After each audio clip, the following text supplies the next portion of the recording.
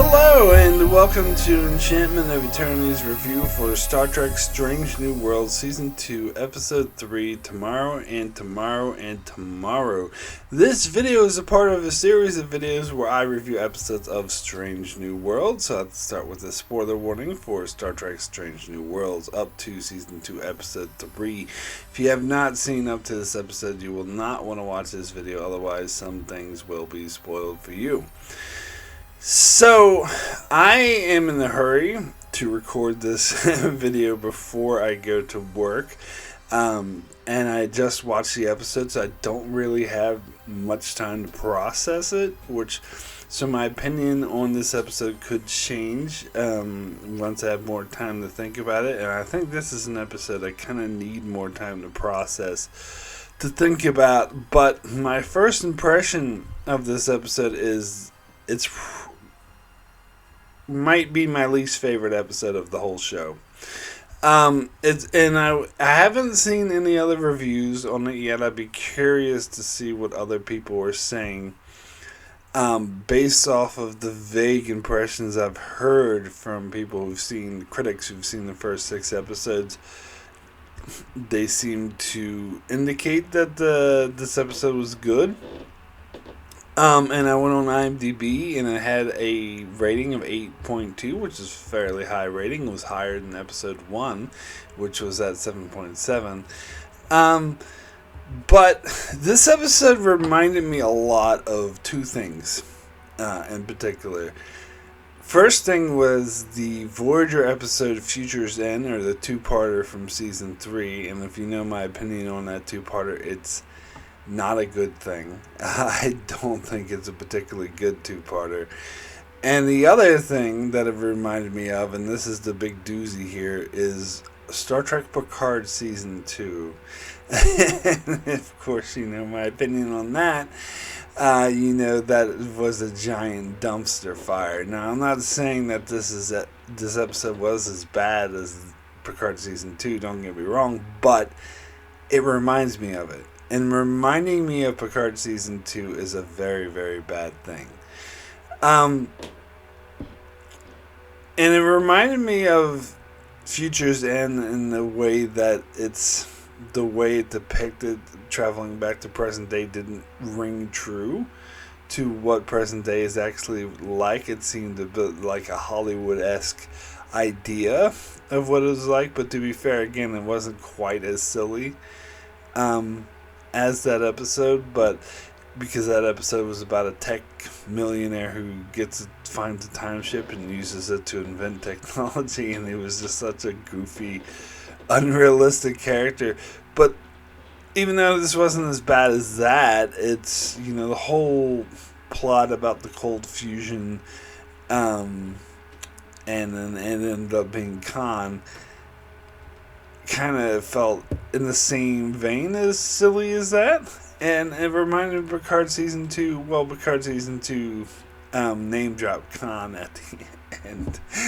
And also because of the sloppy way it handled time travel and how the plot just seemed to speed through and not really have any rhyme or reason. And I got that same sense with this episode, because I don't know, it felt like it happened too fast. Like it was just like plot thrown at you. Like, this guy from the future appears and gives this device to Lon. The timeline changes. He seeks Kirk. She goes to the bridge to travel back in time, and it all happens so fast. And they're like, "Oh, we have to stop this event. There's this bridge blowing up. Oh, what do we have to do? We have to stop this." Blah blah blah. It's like there was moments for character interactions between Lon and Kirk, which is what I think was definitely the highlight of the episode. It was a good part. That's the part where the episode slowed down. But as far as the plot point goes, what carried the plot of the episode, it went boom, boom, boom, boom, boom, boom, boom, without really giving us time to sort of develop these events. It just seemed to happen very fast, and then it's revealed that it was Romulans from the future that And this character we met who was supposed to be this crazy kook who was into aliens turned out to be a Romulan herself. All that seemed boom, boom, boom, boom, boom. It seemed, yeah, I didn't quite buy it. It seemed silly the way it was presented, and then their whole objective was to kill Khan in order to make it so the Federation doesn't exist. And also, let me get to the heart of this issue and I could tell by as soon as I saw the previously on, I was like, oh boy, I knew this episode was going to be an issue because it deals with head on about Leon's heritage with being Nining Singh, which is a storyline I never liked. I always thought was dumb. In fact, when I first heard her last name was going to be Nining Singh, that made me cringe. And also, why didn't she just change her last name somewhere? Anyone down the line, and in real life that's actually what people would do. It's quite easy.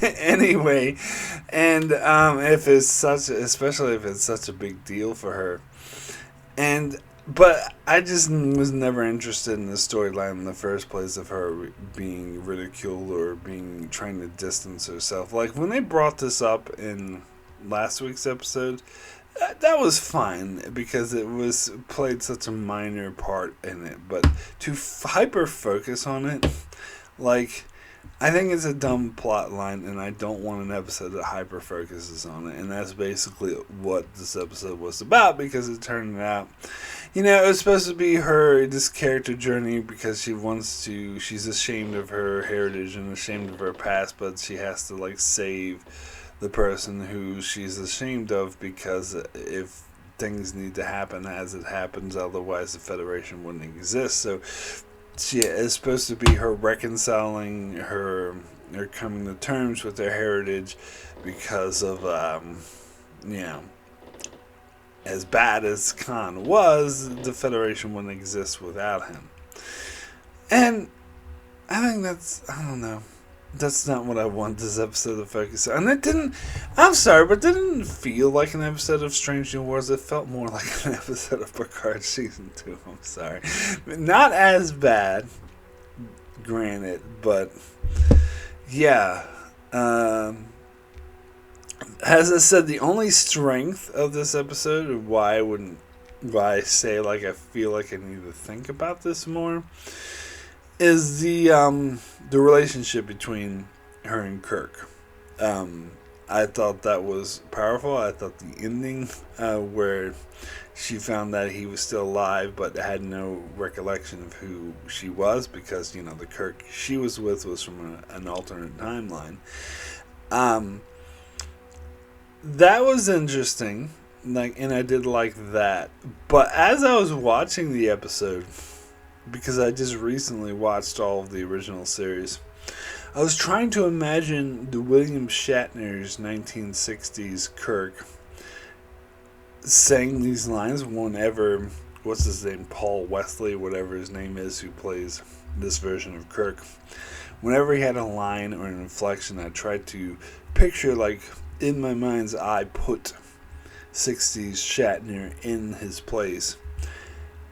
And I found, this is not what he would say, and he wouldn't say it that way, and it was so, which I know some people would be like, oh, so what, that doesn't have to be an exact replica, for example, Anson Mount's Pike is very different than, God, blanking on his name, dude who played Pike in The Cage, and that's fine. And so that works. You can have a different version of someone, and then people might also argue against the Strange New World Spock not being like Leonard Nimoy, but I think they're close enough. I mean, obviously there are some differences. And with Pike, yes, he is extremely different, almost like a totally different character, and I've talked about this a lot before. But I don't know, for me, Kirk is a bigger deal, I guess, because Pike is actually explored more in modern Trek than he was, and, in classic Trek he only appeared in the cage, and that's it. And the footage was reused for the Menagerie, but it's basically just one episode.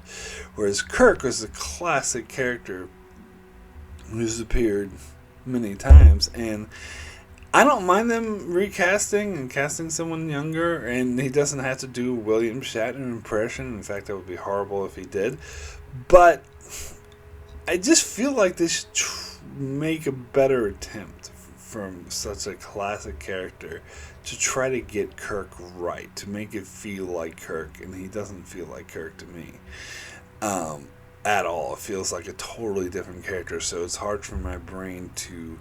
Even with Pike, my brain can make that connection, even though they're very different. There are some vague similarities, whereas with Kirk, my brain can't make that connection.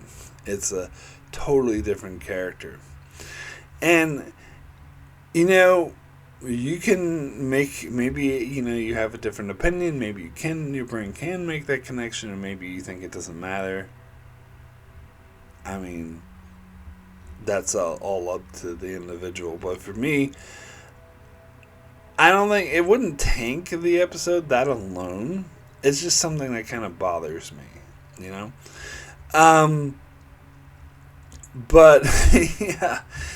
And so that was sort of in the back of my mind. Maybe I will get used to Paul Wesley's version of Kirk eventually. Maybe. I don't know. But I just feel like he was poorly casted. A lot of people mentioned this in the first episode he appeared in, Quality of Mercy. But that episode was too great. I didn't give a shit.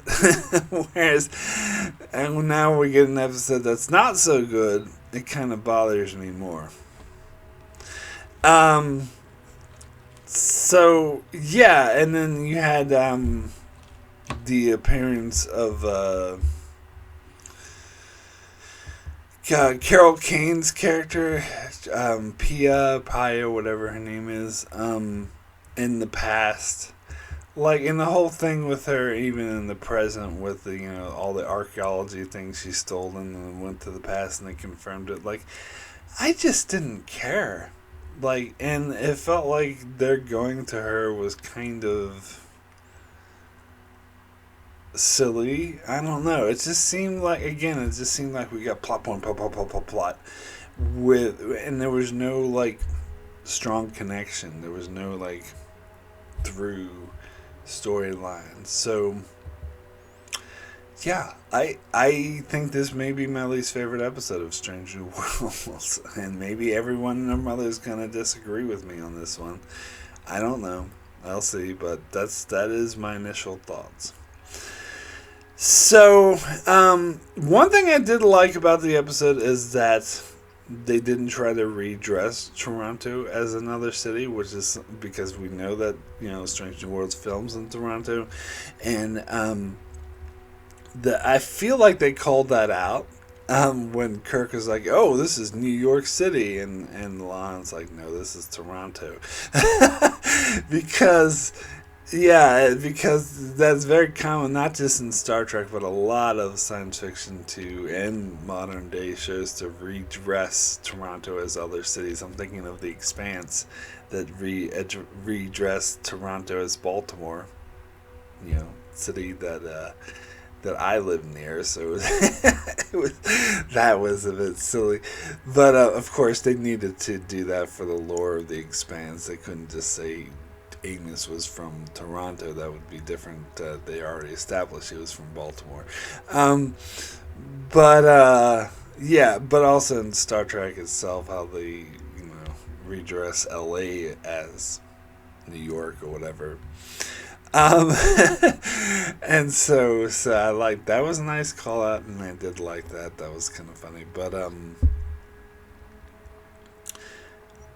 yeah, and the whole thing with they need money and that Kirk had to play chess and they had to steal this guy's car. All that felt Picard season 2-ish to me. It felt like shit happening, like Rios getting caught by by ice and being taken to Mexico, and then 7 of 9 and what's her face like freeing him. It felt like, well, what's the point of that? And I know it's meant to feel like The Voyage Home. By the way, I just watched The Voyage Home as well, and I guess this is why it reminds me of Future's End, because Future's End was trying to do what Voyage Home did and it failed miserably. And I feel like the same exact thing can be applied to this episode. All these Star Trek time travel, when they travel back to the present day, all want to be like Voyage Home, and instead they're more like Tomorrow's Yesterday, and that is to say they're not good. Yeah. So I guess that's all I had to say for this episode. So I'll give my rating, and as I said, this rating may change. We'll have more time to think about this episode. It may go up, maybe it may go down. I don't know. But my initial thoughts, I'm going to give this a 4 poor. My initial reaction was to give it like a 2, but I did like the character interactions, as I said, between Kirk and La'an. I thought those were interesting, but the plot of this episode felt like it was very misformed. It was just happened too fast in a way where it felt goofy. And this really didn't feel like a Strange New Worlds episode to me. It didn't have the quality of Strange New Worlds that I've come accustomed to, which, as I had talked about in the previous 2 episodes, how much I loved. And even the first episode, I was amazed to hear some people hate it and hate on it and say, oh, how bad it was. I think it was really good. That's more of what I want to see from Strange New Worlds. This, I don't know. It just felt like, yeah, Game of Thrones season 8 style plot with no like connection, and it comes off as goofy. Like, I don't buy the Romulans going in the past. Now, I went back and rewatched the scene with the Romulan agent was like, doing her villain monologue thing to La'an, and she blurted out a lot of stuff in one sentence about. She referenced temporal wars. Now they're trying to say the temporal wars happened like in like the 28th and 29th century. They're trying to say these Romulans are from then, and then she blurted out that it was supposed to happen in 1992, and she's been there for 30 years. I guess they're trying to reference the fact that they said Khan was from the 90s era, where he was the warlord in the 90s, and of course that doesn't match up with our timeline, and so a lot of people debated how they're gonna reconcile that, but they're saying that apparently temporal wars have changed that, so it's gonna coincide with World War III, I guess. So he's only in the present day, he's still just a kid. Where he's supposed to be a full-grown adult in 1992. So, yeah, I don't know. I felt like that crap was just thrown in there for like fan service, or it kind of reminds me of in Discovery Season 2 where Pike said to rip all the hologram things off the Enterprise and just use view screens. I don't know. Anyway, that's it for my review of Tomorrow. Maybe everyone else will disagree with me. I'm curious, actually genuinely curious of what other people think of this episode, but those are just my initial thoughts. As I said, I'm going to start covering Star Trek Next Generation pretty soon, and I will continue to cover Strange New Worlds week to week, so be sure to check out my channel for that and many more reviews and many other shows. So thanks so much for watching, and be sure to subscribe.